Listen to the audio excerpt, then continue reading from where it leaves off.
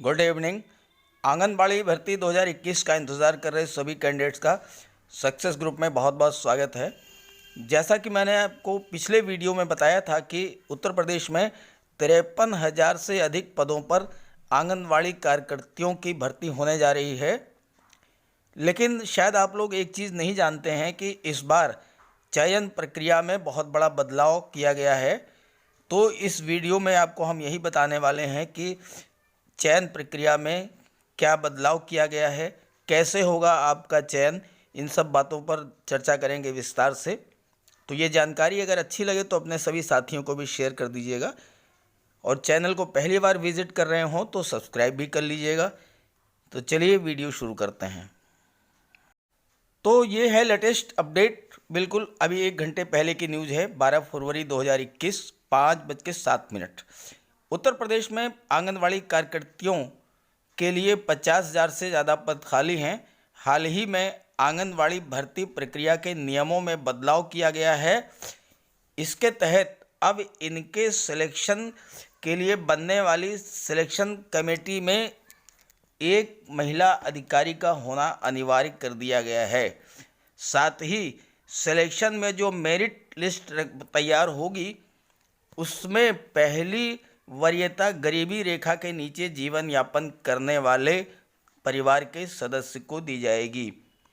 तो दो बड़े चेंजेस किए गए हैं। एक तो ये जो चयन समिति बनेगी जिला स्तर पर, उसमें एक महिला अधिकारी का होना अनिवार्य कर दिया गया है। और दूसरा जो मेरिट लिस्ट बनेगी, आगे हम बताएंगे कि मेरिट लिस्ट किस आधार पर बनेगी। जो मेरिट लिस्ट तैयार होगी उसमें पहली वरीयता गरीबी रेखा से नीचे जीवन यापन करने वाले परिवार के सदस्य को दी जाएगी, यानी बीपीएल परिवार को जो है पहली प्रेफरेंस दी जाएगी। हालांकि आंगनवाड़ी कर्मियों और सहायिकाओं के सिलेक्शन प्रोसेस में योग्यताओं को पहले तरह ही रखा गया है। अब आप ये समझें कि मेरिट लिस्ट कैसे बनेगी। तो मेरिट लिस्ट बनाते समय 10वीं 12वीं और स्नातक में मिले मार्क्स को जोड़ा जाएगा।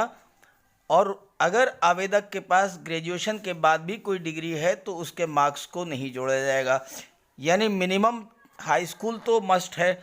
इसके बाद 10th 12th और ग्रेजुएशन, इनके जो मार्क्स हैं उसको जोड़ा जाएगा और उसके आधार पर मेरिट लिस्ट बनेगी।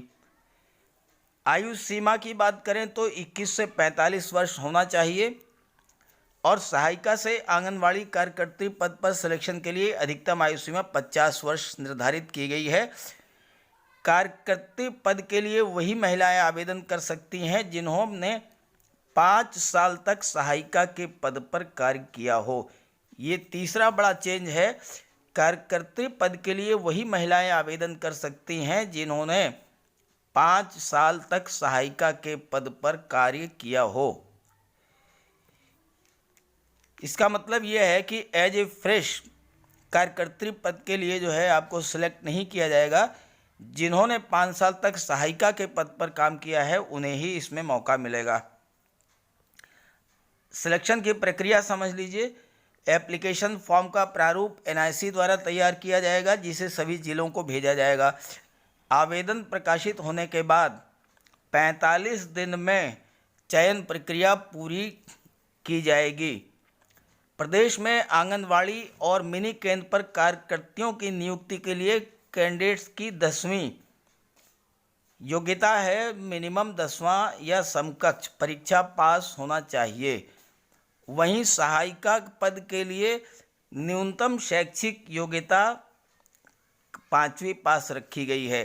तो आप इस चीज़ को ध्यान से समझ लीजिए कि कार्यकर्तियों की नियुक्ति के लिए 10वीं पास होना चाहिए और सहायिका के लिए 5वीं पास होना चाहिए। इसके बाद ये है, इन पदों पर केवल गरीबी रेखा के नीचे रहने वालों लोगों का ही चयन किया जाएगा। आंगनबाड़ी कार्यकर्तियों के चयन के लिए शहरी क्षेत्र में गरीबी की आय सीमा 56,460 और ग्रामीण क्षेत्र में गरीबी की आय सीमा 46,080 रुपये निर्धारित की गई है। ये उन उम्मीदवारों के लिए शानदार मौका होगा जो उत्तर प्रदेश आंगनवाड़ी वैकेंसी 2021 का लंबे समय से इंतज़ार कर रहे हैं। तो ये थी वो जानकारी जो आपके लिए बहुत ही महत्वपूर्ण होने वाली है। मैंने इसमें चयन प्रक्रिया के बारे में बता दिया है, एलिजिबिलिटी, एज लिमिट, ये सारी चीज़ें बता दिया है। तो इसे अपने सभी साथियों को भी ज़रूर शेयर कर दीजिएगा। Okay, thank you.